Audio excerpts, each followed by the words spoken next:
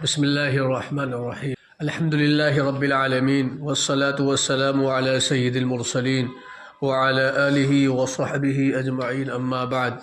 فقد قال الله تبارك وتعالى في القرآن المجيد: أعوذ بالله من الشيطان الرجيم، بسم الله الرحمن الرحيم.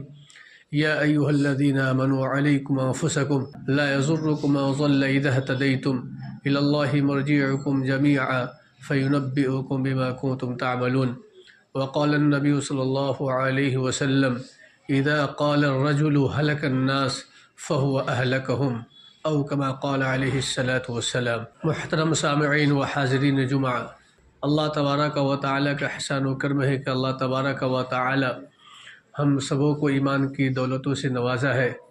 اللہ تبارک و تعالیٰ کا یہ فضل ہے اور اللہ تبارک و تعالیٰ کا یہ کرم ہے.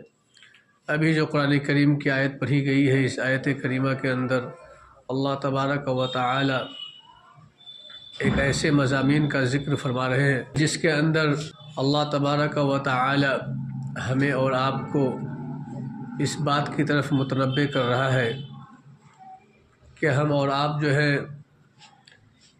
سب سے پہلے اپنے تعلق سے سوچے اعمال کے بارے میں، نہ یہ کہ ہر کوئی انسان مصلح بننے کی کوشش کرے. آج کل ہماری اور آپ کی صورتحال یہ ہے کہ ہم اور آپ جو ہے دوسرے کی اصلاح کی فکر زیادہ کرتے ہیں بنسبت اپنی اصلاح کے. آدمی اپنی اصلاح کی فکر کوئی نہیں کرتا. ہر ایک انسان جو ہے دوسرے کی اصلاح کی فکر کرتا ہے کہ دوسرا آدمی کیسے سنور جائے اور دوسرا آدمی کیسے جو ہے مسجد کو جانے والا بن جائے، حالانکہ وہ خود مسجد کو نہیں جاتا ہے. آدمی یہ سوچتا ہے کہ لوگوں کی مجلسیں غیبتوں سے، چغل خوری سے اور عیب جوئی سے پاک ہو جائے، لیکن خود کی مجلسیں ان تمام چیزوں کے اندر ملوث ہوا کرتی ہے. اسی طریقے سے آدمی یہ چاہتا ہے کہ سامنے والا جھوٹ نہ بولے اور جھوٹ کے تعلق سے بڑی بڑی باتیں کہہ دیتا ہے، اور اللہ تبارک و تعالی نے جھوٹ کے تعلق سے جو باتیں بتائی ہیں اس کی طرف بھی توجہ دلا دیتا ہے، لیکن خود کی صورتحال یہ ہے کہ وہ ہر بات پر جھوٹ بولتا ہے. تو اس آیت کریمہ کے اندر اللہ تبارک و تعالی اسی طرف متنبہ کرتا ہے کہ ہم اور آپ جو ہے اپنے تعلق سے ذرا سوچنے کی ضرورت ہے کہ ہم اور آپ جو ہے کہاں کھڑے ہوئے ہیں. یاد رکھیں کہ جب تک انسان کے اندر خود اپنے آپ کو بدلنے کی اور اپنے آپ کے اندر بدلاؤ پیدا کرنے کی فکر نہیں ہوگی تو وہ انسان کے اندر تبدیلیاں نہیں آ سکتا ہے. اور اللہ تبارک و تعالی ہمیں اور آپ کو سب سے پہلے خود ہماری ذات کے تعلق سے پوچھے گا کہ آیا یہ کام تم نے کیا تو کیوں کیا، اور یہ کام تم نے کیوں نہیں کیا. یہ سب سے پہلے ہماری ذات سے پوچھا جائے گا. اس کے بعد جو دعوت دینے کی جو ذمہ داری ہے اس تعلق سے پوچھی جائے گی باتیں، لیکن سب سے پہلے ہمارے اپنے آپ کے تعلق سے پوچھا جائے گا کہ ہم نے نماز پڑھی ہے یا نہیں پڑھی ہے، ہم نے جھوٹی باتوں سے اپنے آپ کو بچایا ہے یا نہیں بچایا ہے. اس کے بعد یہ پوچھا جائے گا کہ آپ نے نماز کی دعوت دی یا نہیں دی ہے. لیکن سب سے پہلے خود ہماری ذات سے بات پوچھی جائے گی کہ آپ نے نماز پڑھی ہے یا نہیں پڑھی ہے. بہرحال اس آیت کریمہ کا آپ ترجمہ کیجئے، پھر بات جو ہے زیادہ واضح طور پر سمجھ میں آ جائے گی.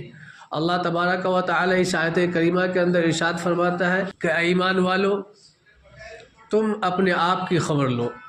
یا ایھا الذین آمنوا علیکم انفسکم، اے ایمان والو تم اپنے آپ کی خبر لو. اس سے بات سمجھ میں آئی کہ اللہ تبارک و تعالی ہمیں اور آپ کو متوجہ کر رہا ہے کہ ہم اور آپ جو ہے اپنی فکر کریں کہ ہم اور آپ جو ہے اعمال پر کتنے کھڑے ہیں.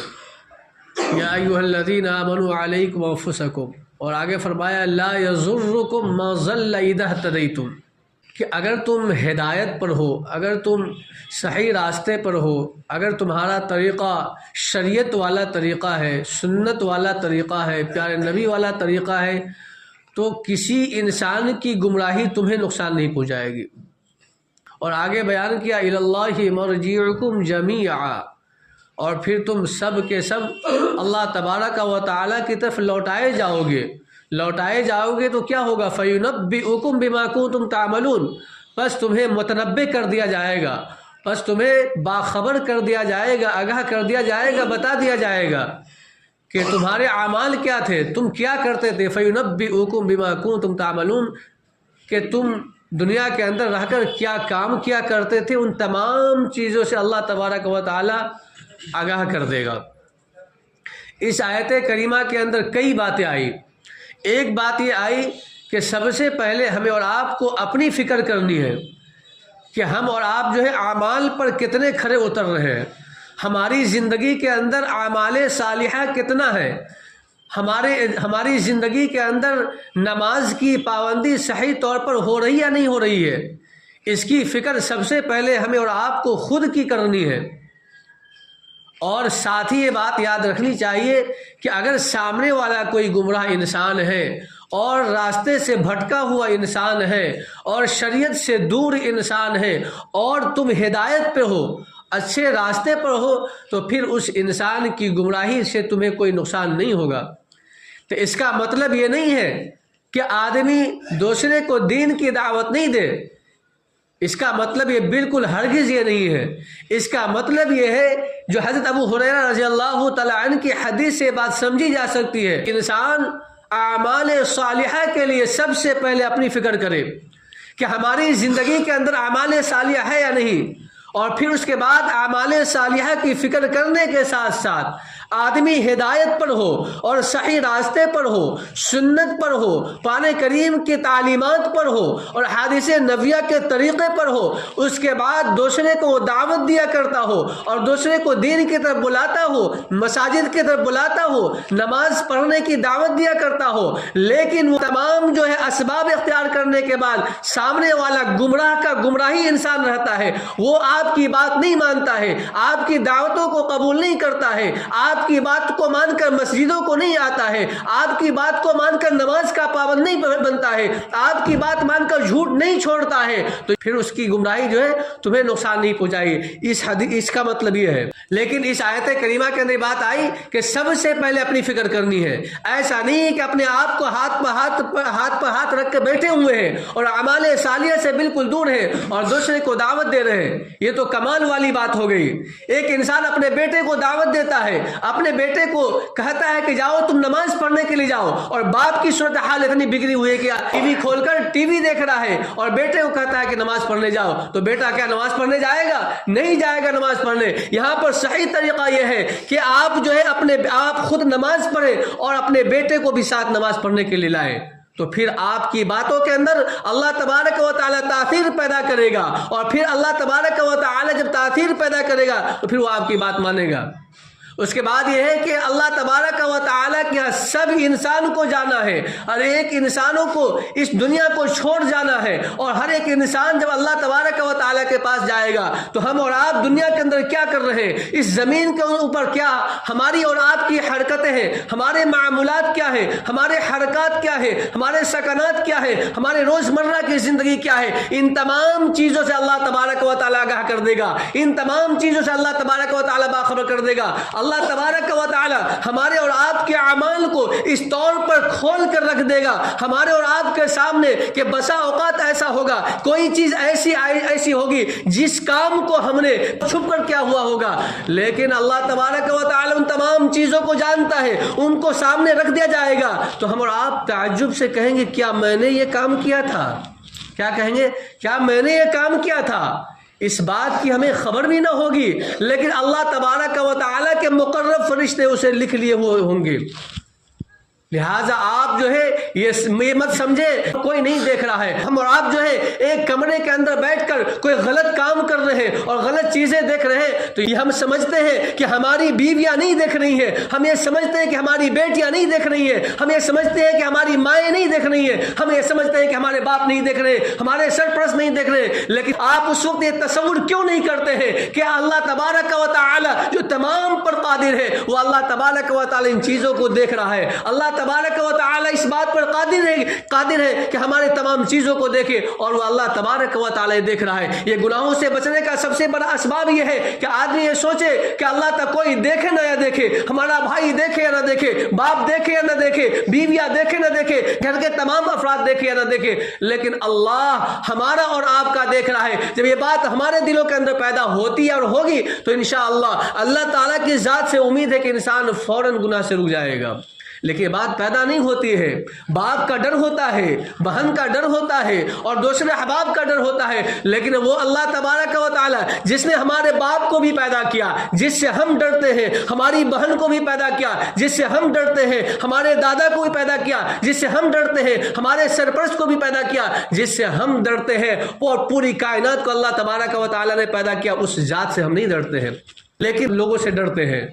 یاد رکھیں اللہ تبارک و تعالیٰ کی نگاہ کے اندر ہر ایک چیز ہے, اور اللہ تبارک و تعالیٰ ہر ایک چیز کو جانتا ہے. حدیثوں کے اندر آتا ہے, اللہ کے رسول جناب محمد الرسول اللہ صلی اللہ علیہ وسلم نے ارشاد فرمایا کہ کوئی آدمی ایسا ہے جو پہاڑ کی چٹان کے اندر داخل ہو جائے, حالانکہ اس چٹان کے اندر داخل ہونا محال ہے, داخل نہیں ہو جا سکتا ہے, لیکن پیارے نبی سمجھانے کے لیے کہتے ہیں کہ اگر کوئی آدمی اس پتھر کے اندر داخل ہو جائے, جو ممکن نہیں ہے, داخل نہیں ہو جا سکتا ہے, لیکن بات مان بھی لی جائے اور وہ آدمی اس پتھر کے اندر داخل ہو جائے, اور داخل ہونے کے بعد اس میں کوئی غلط کام کرے یا اچھا کام کرے, کوئی بھی کام کرے, اللہ تبارک و تعالی اسے بھی جانتا ہے. اللہ تبارک و تعالی تمام چیزوں سے باخبر ہے, لہٰذا ہم اور آپ غفلت میں نہ پڑے.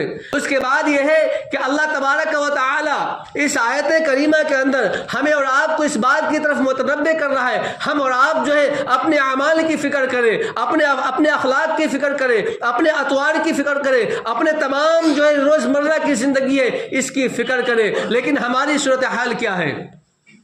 ہماری صورتحال یہ ہے کہ ہماری اور آپ کی خود کی فکر نہیں ہے, بلکہ دوسرے کی فکر ہے. دوسرا آدمی غلط کام کیوں کر رہا ہے, دوسرا آدمی فلم کیوں دیکھ رہا ہے, دوسرا آدمی غلط جگہوں پر کیوں جا رہا ہے, اس بات کی فکر تو ہے, لیکن ہمیں اور آپ کو خود اپنے آپ کی فکر نہیں ہے.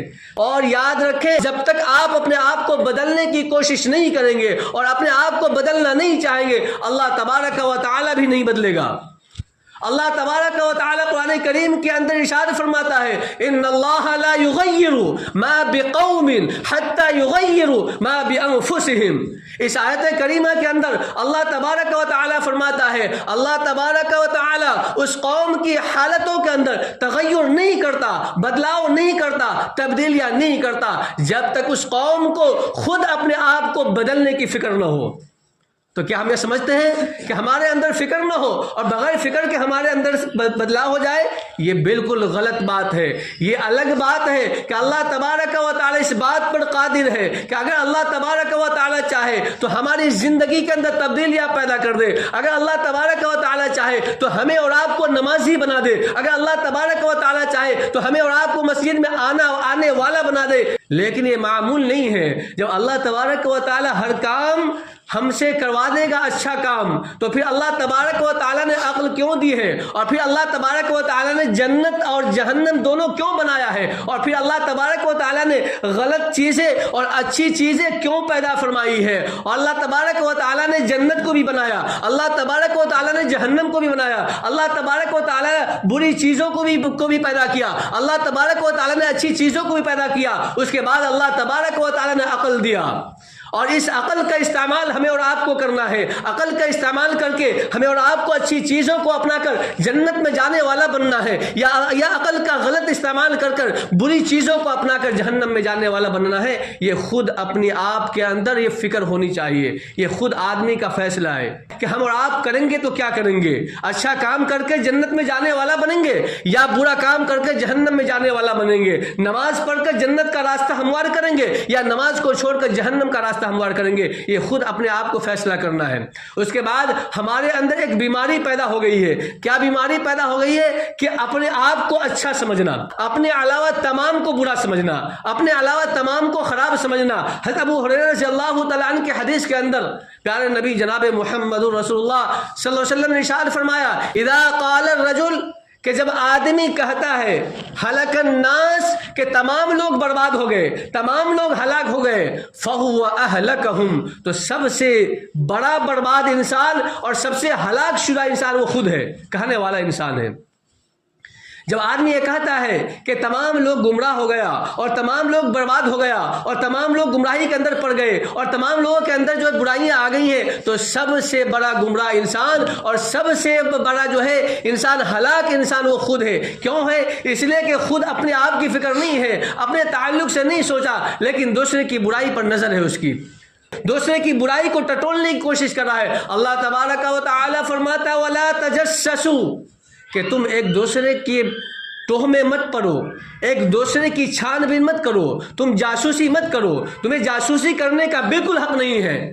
اللہ تبارک و تعالی ان کے تمام اعمال کو جانتا ہے۔ اگر اللہ تبارک و تعالی چاہتا انہیں عیاں کر دیتا، اگر اللہ تبارک و تعالی چاہتا انہیں ظاہر کر دیتا، لیکن اللہ تبارک و تعالی ہمارے اور آپ کے گناہوں پر پردہ ڈال رکھا ہے اور ہمیں اور آپ کو مہلت دے رکھی ہے، تو ہمیں اور آپ کو اس بات کی کیسے اجازت ہو سکتی ہے کہ ہم اور آپ دوسرے کی عیب تلاشی کریں، دوسرے کے عیب پر نظر ڈالیں؟ یہ گیا تو کیسے کہاں گیا، اور جاتا ہے تو کیسے جاتا ہے، اور کدھر کو جاتا ہے، کس وقت جاتا ہے، تمام میں ٹوہ میں لگنا یہ غلط بات ہے۔ کسی کے ٹوہ میں آپ مت لگے۔ یہ الگ بات ہے کہ اگر کوئی آدمی غلط کام کر رہا ہے تو آپ غلط کام سے روکے، یہ ایمان کا خاصہ ہے۔ ایمان کا خاصہ یہ ہے کہ اگر کوئی آدمی غلط کام کر رہا ہے، برائیوں کے اندر مبتلا ہے، تو پہلا درجہ یہ بنتا ہے کہ اللہ تبارک و تعالی آپ کے ہاتھوں کے اندر وہ طاقت و قوت دی ہے۔ اللہ تبارک و تعالی نے اگر طاقت دی ہے تو اس طاقت کا استعمال کر کر آپ ان کو برائیوں سے روک دیجئے۔ لیکن اللہ تبارک و تعالی نے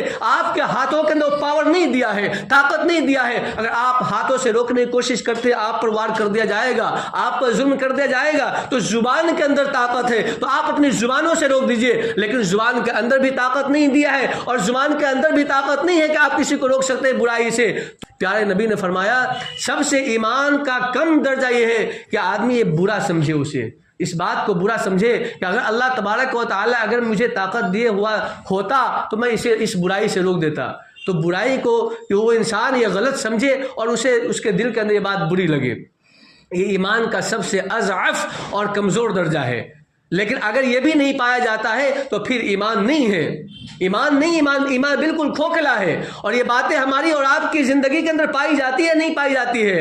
کوئی آدمی برا کام کر رہا ہے، خوشی ہو رہی ہے، خوشی ہو رہی ہے، بلکہ خوشی نہیں، آج کل تو ہم اور آپ جو ہے اپنے بچے کو گالی سکھاتے بھی ہیں، اتنی صورتحال بگڑ گئی ہے۔ اگر ہمارا چھوٹا بچہ بولنا شروع کر دے، اگر باپ کو گالی دے دے، سالہ کہہ دے، باپ خوش ہوتا ہے، دادی کے پاس جاتے، بیوی کے پاس جاتے، دیکھو بچہ بولنے لگا، کیا بولا؟ سالہ بولا۔ آپ کی عقل پر پردہ چلا گیا کیا؟